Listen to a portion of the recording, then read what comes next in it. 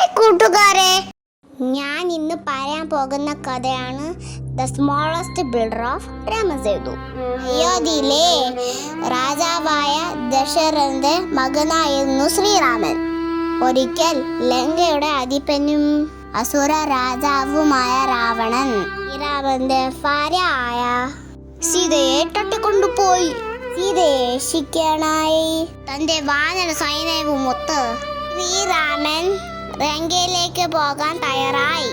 അങ്ങനെ ശ്രീരാമനും ലക്ഷ്മണനും വാനര സൈന്യവും എല്ലാവരും കൂടെ ദിവസങ്ങളോളം നടന്ന് രാവണന്റെ നഗരത്തിലേക്കുള്ള വഴിയെത്തി. അപ്പോൾ ഏതാ മുന്നിൽ കിടക്കുന്നു തടസ്സം. എന്താണെന്ന് അറിയാമോ? വലിയ സമുദ്രം. ആ സമുദ്രം കടന്നെങ്കിൽ മാത്രമേ ലങ്കയിലേക്ക് പ്രവേശിക്കാനും സീതാദേവിയെ രക്ഷിക്കാനും കഴിയൂ. ഒടുവിൽ രാമൻ ഒരു വലിയ പാലം ഉണ്ടാക്കാൻ തീരുമാനിച്ചു. അങ്ങനെ സൈന്യത്തിലെ എല്ലാവരും ചേർന്നു രാമസേതു നിർമ്മിക്കാൻ തുടങ്ങി. വമ്പൻ വാനരന്മാർ വലിയ പാറക്കല്ലുകൾ ഓരോന്നായി ചുമന്നു കൊണ്ടുവന്നു. കല്ലിൽ ശ്രീരാമന്റെ പേരെഴുതിയ ശേഷം എടുത്ത് വെള്ളത്തിലേക്ക് എറിഞ്ഞു. വെള്ളത്തിൽ വീണ കല്ലുകൾ താന്നു പോകാതെ പൊങ്ങിക്കിടന്നു.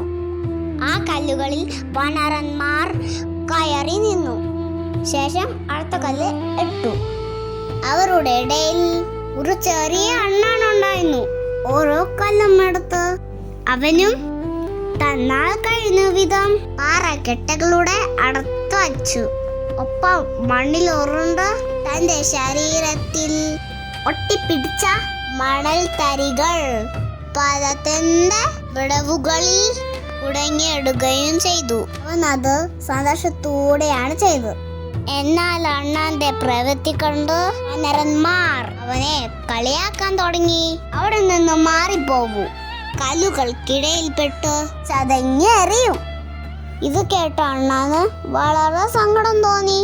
എന്നാൽ അണ്ണാന്റെ നിഷ്കളങ്കമായ ഭക്തിയും പ്രവൃത്തിയും കണ്ട ശ്രീരാമൻ തന്റെ സൈന്യത്തിലെ അംഗങ്ങളെ എല്ലാം വിളിച്ചു. എന്നിട്ട് അണ്ണാൻ നിക്ഷേപിച്ച കല്ലിലേക്ക് തന്റെ വിരലുകൾ ചൂണ്ടിക്കാണിച്ചുകൊണ്ട് പറഞ്ഞു, അവയാണ് രണ്ടു പാറക്കെട്ടുകളെ തമ്മിൽ ചേർത്ത് പിടിപ്പിക്കാൻ സഹായിക്കുന്നത്.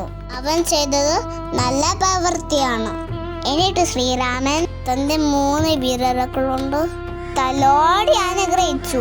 ഇന്നും അണ്ണാന്റെ പുറത്ത് കാണുന്ന 3 വരകൾ ശ്രീരാമന്റെ വിരൽ പാടുകൾ ആണെന്നാണ് വിശ്വാസം.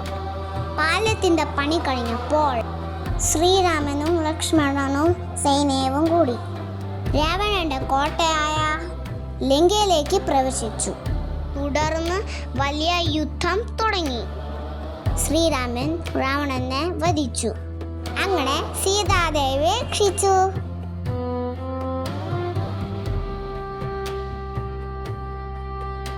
ആത്മാർത്ഥമായ ചെറിയ സഹായത്തിനും വലിയ വിലയുണ്ട്.